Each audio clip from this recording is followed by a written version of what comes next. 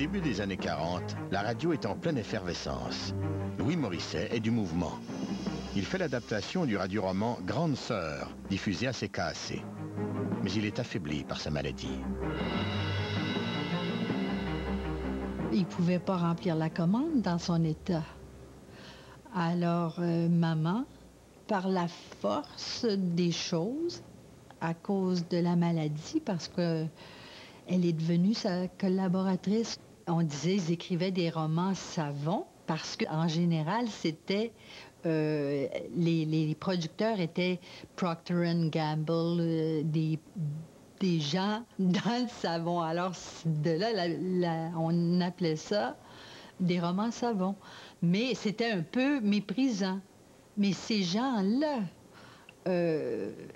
l'imagination qui devait déployer les intrigues à répétition pour captiver un auditoire, c'était immense ce qu'on leur demandait. C'est donc la maladie de Louis qui force Mia à prendre la plume. Mais le couple décide de garder secrète la collaboration de Mia à l'écriture.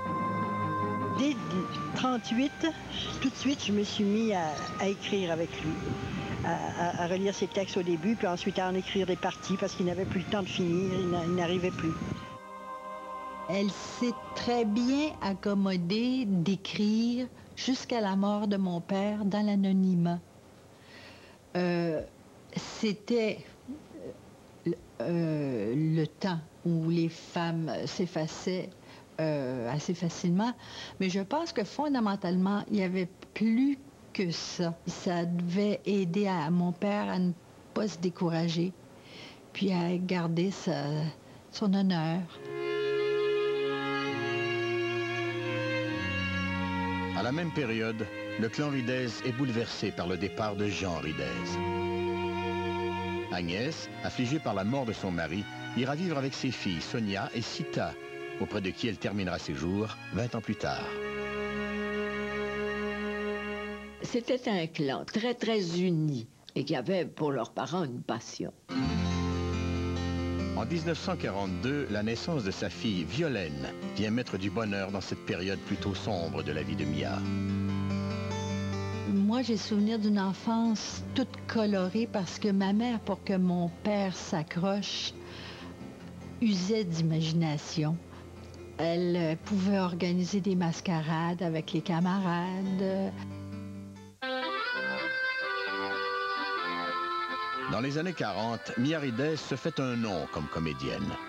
On la retrouve dans de nombreux radioromans, dont La Pension Belder, Un homme et son péché et Grande Sœur.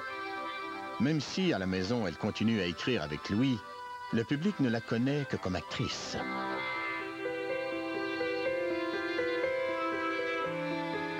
D'ailleurs, à un moment donné, elle était tellement populaire que dans les magasins, on la reconnaissait quand elle se mettait à parler. On disait « Oh, je vous connais, vous! » Parce que les gens étaient vraiment merveilleusement pris par ces histoires-là. Alors, ma mère s'est facilement contentée d'être comédienne et mon père endossait portait le chapeau d'écrivain. Personne ne savait que j'écrivais avec mon mari. J'étais comédienne et j'écrivais pour aider mon mari. Et puis, j'étais comédienne. Et des contrats, nous en avons eu tellement d'année en année, faisant notre petite place à la radio, qu'il y a eu des époques où, dans une journée, passaient 5 textes signés Louis Morrisset. Et si les gens avaient raisonné un peu, ils se seraient bien rendus compte que dans l'état de maladie où était mon mari, il était incapable d'écrire autant que ça. Il y avait de quoi mettre un homme à terre en bonne santé, quoi. Alors, il aurait été facile de dire, il y a quelqu'un qui l'aide.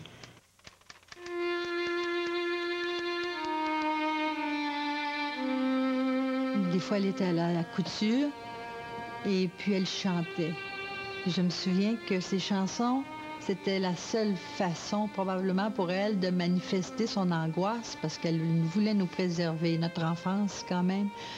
Mais ces chansons étaient très tristes, très mélancoliques. Et je disais... chante pas, maman, tu me donnes envie de pleurer.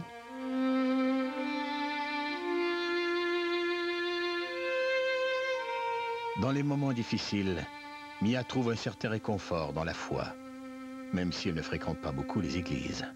Je suis croyante en un Dieu, je suis déiste.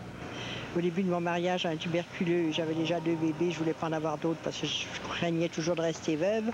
Je faisais en sorte d'éviter d'avoir des enfants, alors on ne m'a pas donné l'absolution. Alors j'ai rompu avec l'Église catholique et j'y suis jamais retournée. D'ailleurs, ce n'est pas une perte parce qu'elle n'évolue plus, à mon avis, à moi, et puis elle est sclérosée. Évidemment, les curés ne comprenaient pas. Alors, ils considéraient mon père très, très malade. Mais mes parents ont été très tôt des gens qui se faisaient venir des condoms d'Angleterre. Parce qu'il n'y en avait pas au Québec, ou si peu, et on ne pouvait pas les obtenir. Alors, c'était donc, dans ce sens-là, des gens qui étaient très avant-gardistes. Les étés, Mia installe son Louis à la campagne, ce qui était le seul traitement recommandé à l'époque aux tuberculeux. Les textes des séries continuent d'être livrés sans que les graves problèmes de santé de Louis n'y paraissent. Ce que j'ai trouvé grand chez ma mère à ce moment-là, c'est que jamais elle n'a diminué mon père. Il y avait assez de la maladie pour le diminuer. Mais dans mes souvenirs d'enfant, mon père, à cause de ma mère, garde son ampleur. Quelques heures de travail par jour, ou même quelques minutes, certaines fois où il était trop mal pour en faire plus, de faire sa petite part, toujours, et puis sa grosse quand il le pouvait, et le fait de savoir qu'il n'était pas complètement à ma charge qui l'a sauvé.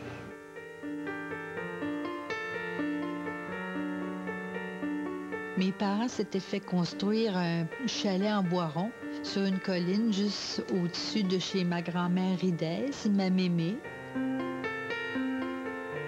Le 7e lac, dans la région de la Naudière, restera un lieu de rencontre pour la famille Ridès-Morisset.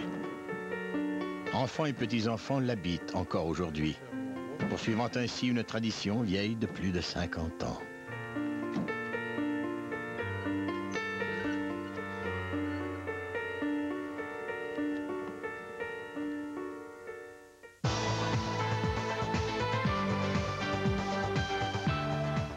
Préparez-vous à croire au miracle. L'histoire vécue d'un père ordinaire qui a cru en son rêve. C'est pas vrai! La recrue, classée G. En vente maintenant sur DVD Disney et vidéo.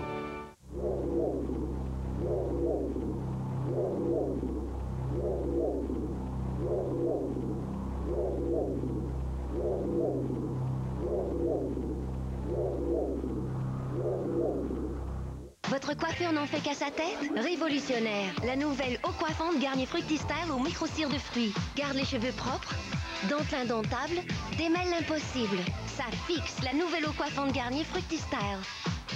Garnier. Mon nom est Alexandre Marchand. Je vous invite à découvrir avec moi comment la science et la technologie de pointe soutiennent les athlètes d'élite dans leur course acharnée vers la victoire.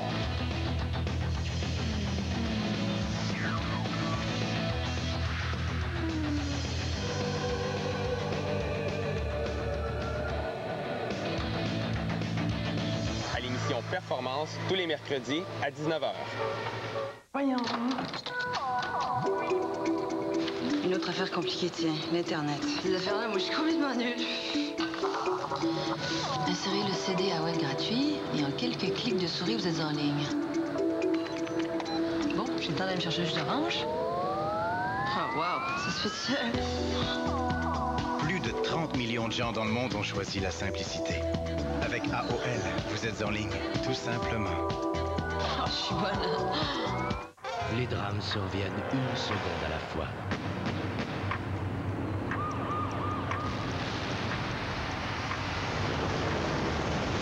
Revivez la chronologie des événements à Compte à rebours, jeudi 19h à Canal D.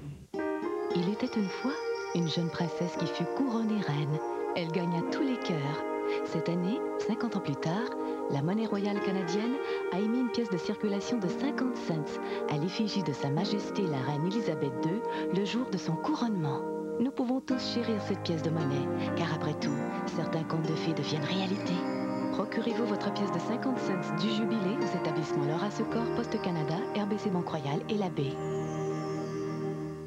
Ma vie, c'est aussi partir. Faire un voyage de rêve, c'est précieux. Quand on a pensé assurance voyage, on a cherché une compagnie qui comprend ça, qui sera là au bon moment. J'ai bien le droit de dire ce que je veux. J'ai bien le droit de faire ce qui me plaît. Bien le droit de dire ce que je veux. Et quand cela me plaît. RBC Assurance, membre de RBC Groupe Financier. Des solutions brillantes à la mesure de votre réalité.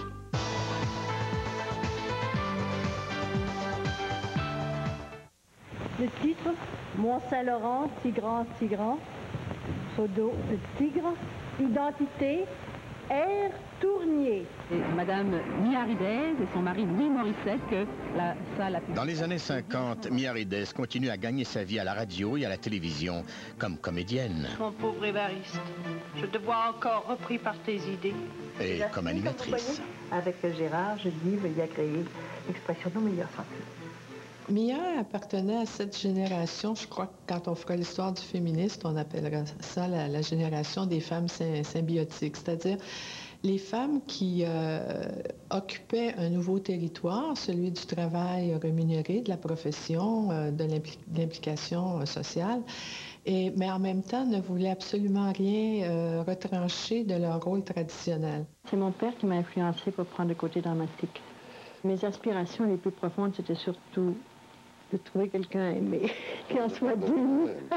Ça a toujours été mon plus grand rêve, par-dessus le théâtre, par-dessus la peinture, par-dessus tout.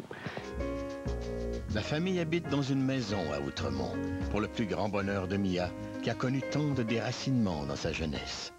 J'avais toujours rêvé d'avoir une maison pour élever une famille, parce que j'étais trop transbahutée dans ma petite enfance. Voilà. Papa qui nous emmenait. Il y avait une raison psychologique à ça, Paul. C'est que Mia a fait 14 traversées de l'Atlantique. Hein? Ma belle-mère était une nomade. La maison d'Érides Morisset devient le centre d'une activité culturelle intense.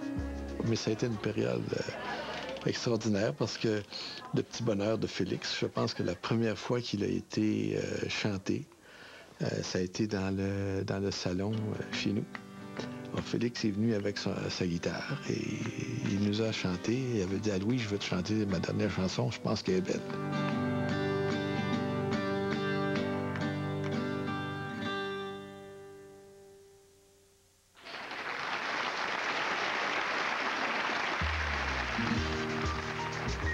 Miaridez fait partie des personnalités en vogue dans le monde du spectacle. Judith Jasmin, une de ses bonnes amies, l'aborde lors du Gala des Splendeurs de 1956. D'autant plus de joie qu'il s'agit d'applaudir au succès de camarades que j'aime de plus en plus, que j'apprends à aimer davantage, en défendant tous les jours leurs intérêts, naturellement, de mon mieux. Vous avez d'ailleurs une robe royale, Mia. Mia a dû commencer à travailler très jeune et elle avait des complexes de cette éducation écourtée. Elle regardait le monde du savoir avec beaucoup d'envie, de sorte qu'une fois lancée dans sa carrière et tout ça, elle a eu l'idée de réunir des femmes de milieux populaires pour, au fond, leur donner ce qui était un embryon de l'éducation des adultes qu'on connaît aujourd'hui.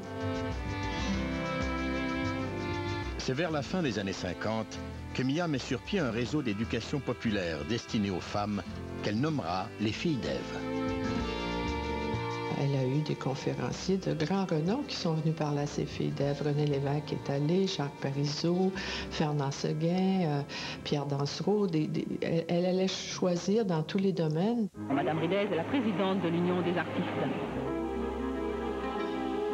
Miaridez devient présidente de l'Union des artistes en 1956.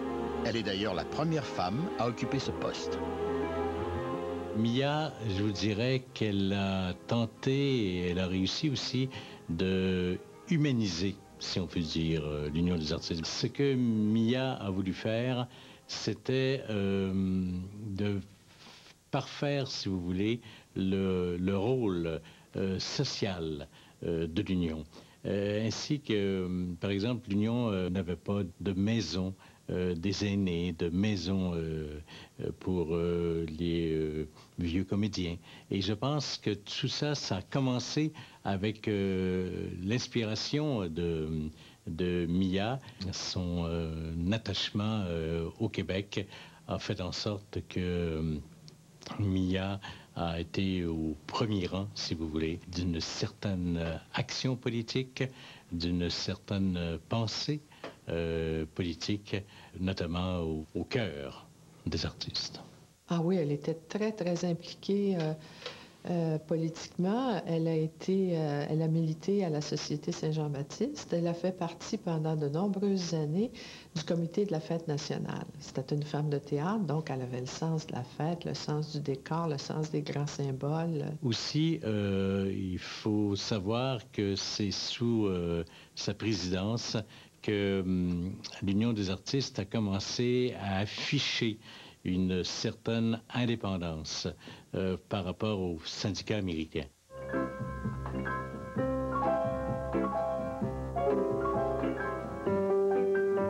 Venez, je vous emmène vers la rue des Pignons, je vous ferai connaître. En 1966, Radio-Canada diffuse la première d'un téléroman de Louis Morissette, Rue des Pignons. Mia collabore à la série dès le début. Si les uns ont de la veine, les autres manquent de pognon. Rue des Pignons raconte l'histoire des Jarry, une famille de 12 enfants qui habite un quartier ouvrier dans l'est de Montréal. Le quincaillier de la rue des Pignons est un vieux célibataire, le père Lafeuille. Ce personnage, incarné par Jean Duceppe, finira par épouser sa femme de ménage, interprétée par Mia Ridez. T'as raison, ma Pauline. Je vais faire tout ce que tu voudras. Je vais commencer demain. Bah. Mais ça va faire pour aujourd'hui. On va aller se reposer. Ah. Se reposer, hein? Tu veux? Oui, mais c'est promis, hein. Demain, tu fais un effort spirituel. Je te promets, demain, je vais être spirituel. Nous atteignons chaque semaine 1 700 000 foyers. Le Canal 10 peut aller se rhabiller, hein, parce que quand on nous donne les ratings ici, c'est simplement pour la région métropolitaine. Mais nous, on est diffusé au Labrador, on est diffusé au Nouveau-Brunswick, on est diffusé partout. Alors ça donne 1 700 000 foyers, vous multipliez ça par 3, sur une population de 6 millions, ça fait pas mal de gens qui regardent votre truc. Le bonheur de Louis Morissette sera de courte durée, puisque le 6 décembre 1968, il meurt, foudroyé par un infarctus. Un jour, il s'est levé dans la nuit, il est tombé, il est mort. Et ma mère l'a retrouvé à 5 heures du matin. Et là, le médecin est venu, on m'a appelé de là-bas pour m'annoncer que mon père était décédé d'un infarctus. Celui à qui les médecins, en 1938, n'avaient donné que 6 mois à vivre, a finalement eu un sursis de 30 ans. Je crois que cette menace de mort avait sur lui donnait un goût de vivre incroyable, à tel point que Gratien Gélinas, à la mort de papa, il a dit, Louis, ce beau pur sang qu'on ne pouvait pas enclaver. À la mort de Louis, Rue des Pignons en est à sa 2e année de diffusion. Mia décide de mettre fin à sa carrière de comédienne pour se consacrer à l'écriture. Ma mère avait consulté Pierre Pellado, il avait dit, écoute Mia, vois donc les gens de Radio-Canada, tu les connais bien toi aussi. Puis dis donc que tu peux continuer. Parce que depuis 1 an déjà, ma mère contribuait beaucoup à la rue des Pignons, en apportant des idées. Parce que mon père était quand même plus fatigué, en apportant des idées, en apportant même des bouts de scène. Et puis, ils avaient travaillé quand même un bon bout de temps ensemble. Elle avait toujours contribué. Après 30 ans passés dans l'ombre de son mari, Mia révèle sa collaboration à la direction de Radio-Canada, à qui elle propose de poursuivre seule l'écriture de Rue des Pignons. Ça lui a permis de passer à travers ce deuil, parce qu'elle avait toujours l'impression qu'elle continuait l'œuvre de son âme, dans le fond. Moi, je pense que l'écriture de Mia a évolué dans la Rue des Pignons avec ce qui s'est passé dans les années 70. Louise Deschâtelet débute à la télévision dans un rôle que Mia crée pour elle, le personnage de Doudou. Va chier mon tabarnak. Je me souviens d'avoir lu ça. Écoutez, à l'époque, ça ne se disait pas, mais elle pouvait le dire, et ça, elle a osé ça, Miaridès. Elle était une dialoguiste absolument fabuleuse. Mais les gens, en général, sont attachés tellement à vos personnages que, par moments, ça vous fait même hésiter. Vous avez une idée maîtresse qui vous guide, puis tout à coup, un lot de lettres arrive, et vous êtes là. Il faut vraiment de la volonté pour dire, ben non, mon roman, il va comme ça. Parce que les gens ont peur que les gens à qui ils sont attachés, les personnages à qui ils sont attachés, souffrent, ou de la misère, ou de la difficulté. On dirait que c'est un peu leur enfant, ou quelqu'un de la famille. Et c'était le début du féminisme, à ce moment-là, du féminisme un peu plus agressif. On enlevait les soutiens-gorge, on répliquait aux hommes, on voulait l'égalité. Donc, Dodo, elle était la personnification de ça. Mia aura suffisamment de souffle pour garder la tête des codes d'écoute pendant les 11 ans que durera Rue des Pignons. Rue des Pignons avait une très bonne cote d'écoute. Je me souviens, ça dépassait les 2 millions. Hein. Et dans ce temps-là, 2 millions, un téléroman, surtout un téléroman qui fait 11 ans, ça tirait beaucoup. Rue des Pignons donne la parole aux ouvriers, aux petites gens, ce qui est tout à fait nouveau à l'époque. Encore aujourd'hui, quand on se promène dans l'est de Montréal, les gens du quartier s'en souviennent. Allez, venez me voir sur la rue des Pignons. Je me souviens plus du reste. C'était une rue très pauvre ici. Puis c'est le quartier pauvre aussi. C'est ça qu'on aimait de ces émissions-là. On s'attachait aux personnages. Jean Duceppe, c'est pas Jean Duceppe qui tenait un magasin de frères. Puis il restait là, puis son garçon, Gilles Latulippe, si je me trompe pas, il passait par la cour pour, quand ils l'ont sorti pour faire semblant d'aller à l'hôpital. Puis mon père et ma mère, c'est leur programme, là. Rue du Pignon, il fallait se former à boîte. C'était le mardi soir, et puis moi, je faisais ma visite à l'hôpital, souvent à cette heure-là. 7h30 ou 8h le soir, je ne sais pas. Et je me souviens qu'un soir, j'avais 22 malades à faire, à voir. Et les 22 malades, sur le même étage, regardaient la rue des Pignons. Et ça, j'avais trouvé ça extraordinaire. Le 30 août 1977, Miaridès traverse le décor de Rue des Pignons pour dire au revoir au public après 11 ans à l'antenne. Vous tous rencontrés au hasard des années à travers l'est de la ville où j'ai passé, moi, des années de ma jeunesse. C'est votre courage, votre humour qui m'ont toujours inspiré. Merci encore. À 70 ans, Mia prend la décision de quitter Montréal pour s'installer à Rawdon, dans la région de Lanaudière. Les gens sonnaient à la porte de ma mère à tous les 5 minutes. Ma mère n'était plus capable d'écrire. Puis je crois que, également, ma mère était amputée de mon père et la nature, ça nourrit quand on souffre. La nature, ça peut remplacer de l'amour. C'est de la vie.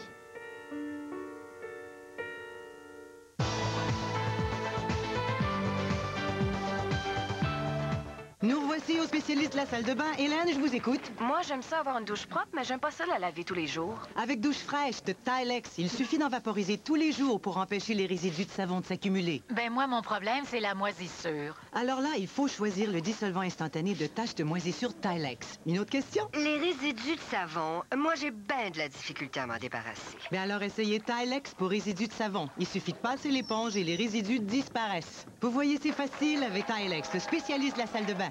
Chaque jour de 16h58, je prends le contrôle avec Cavalier Sunfire. Si ce n'est pas déjà fait, inscrivez-vous dès maintenant au concours. Prenez le contrôle avec Cavalier Sunfire en remplissant le bulletin disponible en ligne. Notez ensuite l'indice diffusé entre 17 et 21h, du lundi au vendredi. Et chaque jour, pendant les capsules lancement de la nouvelle programmation, courez la chance de gagner 1000 $.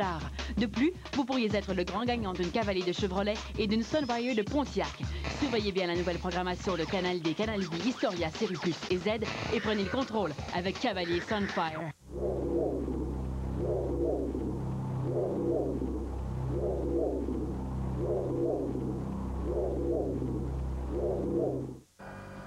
Chérie, fais un beau sourire. Regarde la caméra. Montre à grand-maman comment t'es grande. La dégénérescence maculaire est la principale cause de cécité au pays. Elle peut rapidement détruire votre vision centrale et votre capacité de voir ceux que vous aimez. Si vous percevez le moindre changement dans votre vision, consultez votre professionnel de la vue. Parce que chaque meurtre a un mobile. Chaque meurtrier laisse des traces. Il n'y a pas de crime parfait. Les Nouveaux Détectives, nouveaux épisodes vendredi 21h.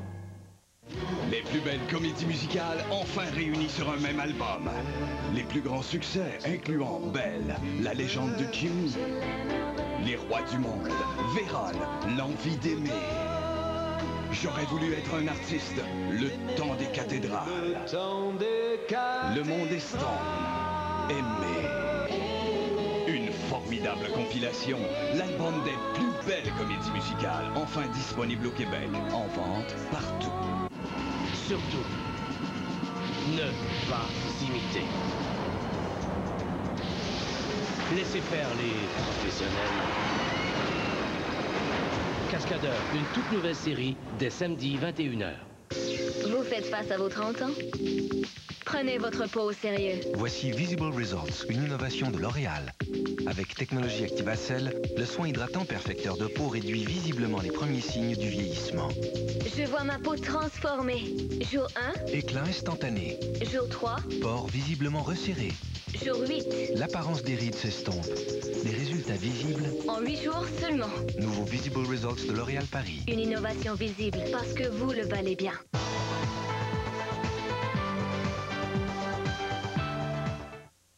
Ah, ah, ah, le bon Dieu fait son vin pour les riches.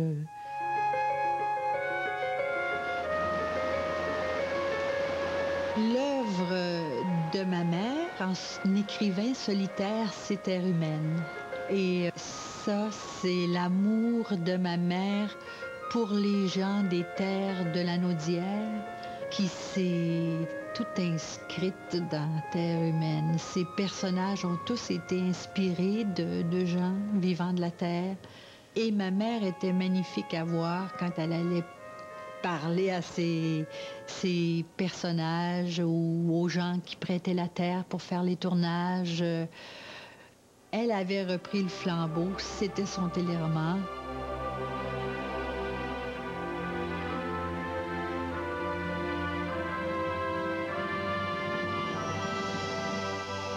C'est une contrée que j'adore.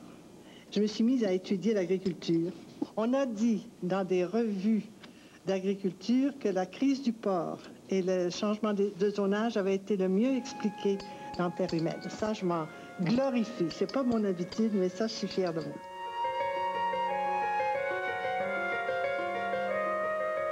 Installée dans sa maison à Rawdon, dans la région de la Naudière, Mia se consacre à l'écriture de Terre humaine. Chaque semaine, des millions de téléspectateurs se donnent rendez-vous pour suivre l'histoire de la famille Jacquemin au petit écran. Et ce, pendant 7 ans. Et Mia avait le tour d'écrire de très belles scènes, de la vie de tous les jours, mais tendre. Et puis, je revois encore des scènes avec Léandre qui était si près de la fenêtre, tu sais, et puis qui console sa petite fille, tu sais, parce qu'elle avait de la peine et tout ça. Puis on envoyait la petite musique, puis ouais, ça faisait de belles scènes. J'ai décroché le fusil de papa. Mais j'ai eu trop peur. Mes mains tremblaient tellement que j'aurais pas été capable. Alors, Sylvie Léonard, on l'a eu, en fait, et je me trompe pas, mais elle commençait vraiment à la télévision. Et pour elle, c'était vraiment un rôle en or. Non seulement le personnage, mais jouer avec Jean Duceppe. Peut-être. Pourquoi vous me faites toujours dire ce que j'avais décidé de jamais dire? Je sais pas, petite fleur. Mais c'est pareil pour moi. Hein? Je t'ai bien raconté toute ma vie depuis tes grandettes. Ben, le grand talent de Mia, pour moi, c'est d'être vraiment au courant de la vie des gens. C'était ça. ce qu'elle écrivait, puis les solutions qu'elle apportait, je pense que c'est pour ça que ça touchait vraiment le public. Dans Terre humaine ou dans Rue des Pignons, vous savez, les rôles étaient vraiment des rôles marquants. Faut croire que c'est un besoin pour l'enfant de revendiquer un père. C'est le moyen qu'il a trouvé pour être semblable à tout le monde. Mia m'avait donné, moi, un personnage absolument merveilleux. Je faisais couple avec Dorothée Perryman. Et donc, tous les problèmes de couple, ce qu'on pouvait traverser à ce moment-là, c'était dans le téléroman. J'ai pensé que c'est l'occasion de se retrouver l'un en face de l'autre. On peut dire que Mia, son œuvre, Mia, on parlait de l'œuvre de Mia, et c'est un grand message d'amour. En 1990, un nouveau téléroman voit le jour sous la plume de Mia, Le Grand Remous. La série devient un tremplin pour la relève. J'aborde le milieu, c'est une petite usine qui s'implante dans un village, que monte un fils de bûcheron et qui devient à la tête d'une usine prospère. Et la génération, ses enfants arrivent beaucoup mieux instruits, éduqués que lui. Ils ont été à l'université parce que le père a eu des moyens de le faire. Et c'est le problème entre les générations et la façon de voir, de concevoir les affaires.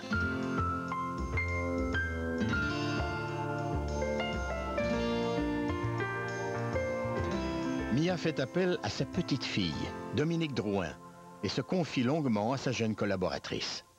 Je n'oublie pas mon âge. C'est assez curieux, je l'ai toujours avoué, très simplement. Et ça fait partie de ma vie. Une année de plus, je la compte. Et là, vous voyez, j'ai sur mes 73 ans, je le sais. Le 73 est commencé. Mais c'est pour me donner des ailes pour pouvoir faire le plus de choses possible avant de partir.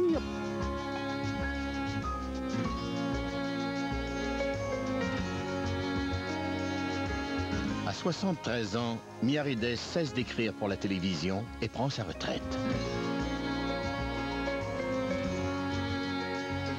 Après la mort de son Louis, Mia avait choisi de vivre seule. Chaque jour, depuis, elle inscrit en tête de son agenda « Mon amour, en souvenir de celui qui fut l'homme de sa vie. À un certain point de vue, ce deuil n'a jamais été complètement fait. Je pense qu'il y a une béance qui est restée dans la vie de Mia. C'était vraiment un couple et c'était une femme qui trouvait vraiment son aliment dans l'amour quotidien. Louis a toujours été le grand absent.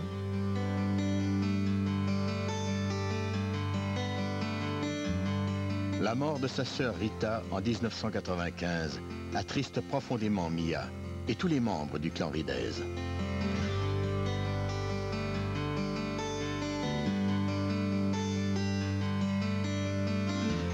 Il y avait un grand amour parmi eux tous. D'ailleurs, même les dernières qui s'en vont, là, quand Rita, qui était mon amie, est partie, et je me rappelle très bien qu'à l'enterrement de Rita, Mia, qui était, je pense, en chaise roulante, m'a dit ça, ma petite fille, c'est le commencement. Tu vas voir, on va toutes partir très vite. Effectivement, Mia est partie assez vite. Après ça, José, après ça, Thaïs, il n'y a pas tellement longtemps.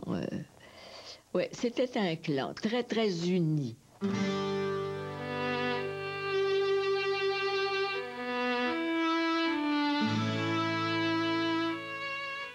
L'auteur et comédienne Mia Ridez-Morissette est décédée la nuit dernière au centre hospitalier de Lanaudière à Joliette. Madame Ridez-Morissette avait 81 ans. Elle avait été hospitalisée il y a quelques jours pour des problèmes aux poumons. Mia Ridez-Morissette ira rejoindre son Louis le 13 octobre 1995. Mais je pense que c'était une femme qui s'est vouée carrément pour ce en quoi elle croyait. Elle croyait à la famille, elle croyait en sa famille et elle croyait en la famille des artistes. Elle aimait tout, elle s'essayait à tout, elle avait envie de tout et elle était aussi jeune que nous l'étions, dans son âme, je crois.